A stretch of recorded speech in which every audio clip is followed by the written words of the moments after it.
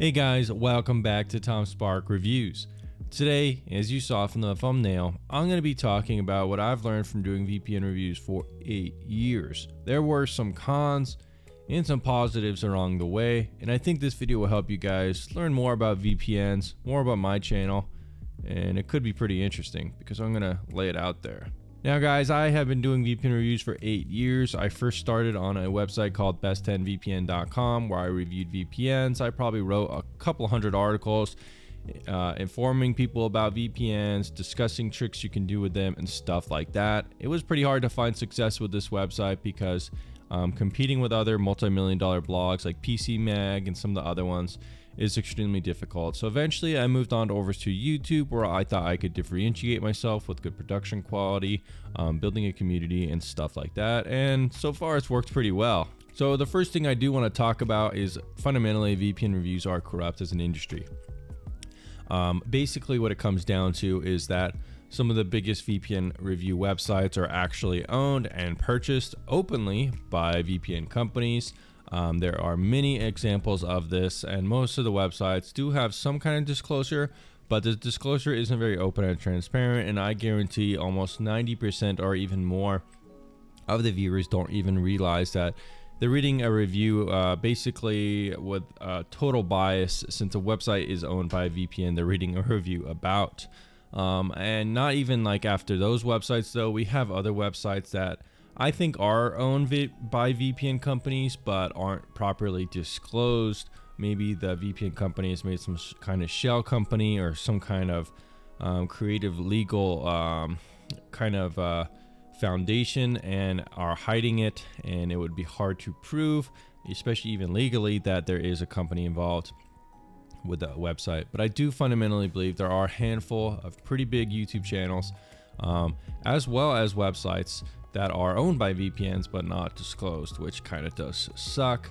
And lastly, there are the other thousands of review sites that are pretty much paid off by VPN companies because there are really good sponsorship deals behind the scenes that aren't really disclosed to viewers. Think of all the biggest kind of blogs out there. Most of these are not actual real reviews, just written by freelance writers to make the company a good buck. There are even some public examples of these kind of what I would call marketing VPN review websites. It's ironic because a company called PC Mag actually covered one such issue as this. Pretty much the guy doing VPN reviews entirely made up his credentials, saying he was all this stuff, and it turned out all of it was fake. And it was funny to see PC Mag doing this because I don't really trust their reviews. They're just a corporate magazine anyway, and they're not real reviews in my opinion either.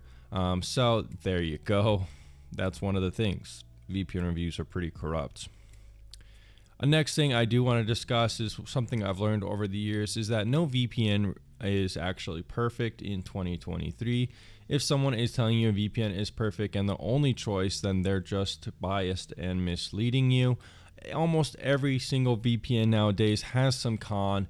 It basically, the thing is just some VPNs have more cons than other ones. Even my top-rated VPN, TorGuard, does have some cons that I will admit. It still doesn't have split tunneling today, which they've been working on far too long. Sometimes when you connect on PC, it just takes a little bit longer than other VPNs. Does it have better characteristics than other VPNs in terms of pricing and speeds and stuff like that? Sure, but maybe even some other apps like NordVPN, which are more expensive and stuff like this, do have a better user interface and connection speeds, at least when it does connect.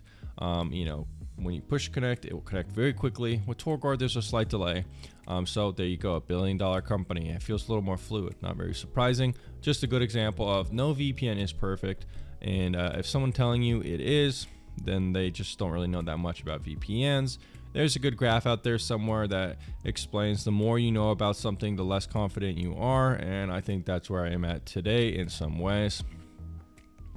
Another thing I did want to discuss and I've learned is that VPNs can definitely wane in popularity or even die off completely. Now, when I first started reviewing VPNs, I would say this was the golden age of competition in a lot of ways. There was probably 60 to 70 VPNs actively gaining customers And nowadays in 2023, it's a much different story. I would say maybe 20 to 30 are actively gaining customers, and the rest of them are just kind of in a maintenance mode and dying off. We've seen stuff like IBVPN be sold off and just completely die, and the website doesn't really even exist anymore. VPNs like Safer VPN be acquired by huge conglomerate companies and just kind of die off as well. We see old favorites like Astral VPN and Viper VPN not really discussed anymore, and kind of not much updates going on with those products. And even a newer VPN like VPN that was only released 2 years ago, I do kind of think, in my opinion at least, that it does seem to be in maintenance mode now due to not being successful enough to kind of keep a large workplace. So that is something to keep in mind when choosing VPNs, that the future can always be uncertain and that some VPNs won't make it. That is something that wanted to lead me to my next point, in that the VPN marketplace is super competitive. VPNs love to fight each other. They're all trying to find the same customer, and they will often resort to nasty tactics to try to convert customers that their VPN is better. We've seen this as an example a long time ago with VPN AC claiming that TorGuard took their extension or something like that, which wasn't true at the time. And we've seen this with other VPNs like Windscribe, which have come after me personally in DMs saying that, you know, hey, their security vulnerability wasn't much of an issue. Other VPNs have it as well, just kind of trying to push the blame to other VPNs. And that is why they ended up being removed from the tier list. So overall, those are just two examples, but there are so many examples out there of VPNs fighting each other all the time, whether in legal issues behind the scenes or openly on forums. VPNs just kind of hate each other and all fighting after the same customer. And that kind of leads me into my next point, in that, you know, the competition is so fierce and it makes VPNs very greedy. They want their dollars, they want them in their dollars. They will kind of do multiple things to get your money. They will have various pricing tricks on their websites.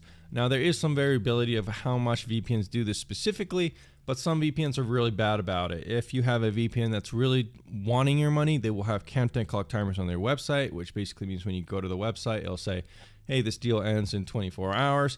If you don't come back by then and buy it, you know, you're going to lose a good deal. And then you come back 24 hours later, the same deal is pretty much still there, or just basically the same deal. So that's kind of deceptive. We also see VPNs that have auto renewal tricks. They will have some kind of disclaimer that after 2 years, the price will increase year after year after that, which can be hard to find out for customers. We also see things like raising costs across the boards from VPNs, just getting more expensive, as well as upsells from VPNs, trying you to buy things you might not need. Password managers, antivirus, those kind of things that you could probably get for free that are pretty good anyways without needing to use the VPN specific one. So those are some little greedy things that VPNs do like to do. Now that we've talked about all the negatives, let's get into some of the positives. What are some of the things I've learned positively for me, for my channel, and for VPN reviews? Well, I've figured out that focusing on drama and toxicity isn't really worth it, especially in the VPN communities or privacy communities that discuss VPNs. One thing I've noticed as well is that with my focus on letting go grudges and stuff like that, it's easier to uphold my communities. In the past, I've just completely burned my communities to the ground, whether that being Discords and stuff like that mainly, just because I was so tired of the toxicity and drama. Nowadays, if someone's bugging me on Discord, I will ban them and not think twice about it. I just move on completely and focus on the positive aspects of my community. That way I can maintain my connections and have fun with you guys. Secondary, I've noticed that my VPN review system has become less strict in some ways and in other ways more strict. And I think that has to do with how the VPN space has evolved over time. Back when I first started, VPNs were super buggy and it was really easy to be as critical as I wanted. And now VPNs are more polished, but there still is differentiation to be had, and that's kind of been reflected in the tier list. Generally, I try to be a little bit nicer in how I present my opinions, even if they're still objective. Back then, I used to have like a rating system that if you were like below S tier, you were just shit. And now it's like, you know, they might not be the best, but they're still okay for some users. And, you know, I don't really like this VPN, but you might like this. So I just try to present things like that, mainly because I don't want VPNs suing me out of the wazoo. Anyways, guys, that's about it for this video. Hopefully it wasn't too rambly. I kind of laid out some of the things I've learned and maybe some of the things that those things you could take and kind of improve your own knowledge of the VPN industry with, and learn how to pick a VPN. Or if you're just kind of interested on the lore of the channel, maybe you kind of know what I was talking about on some of those things.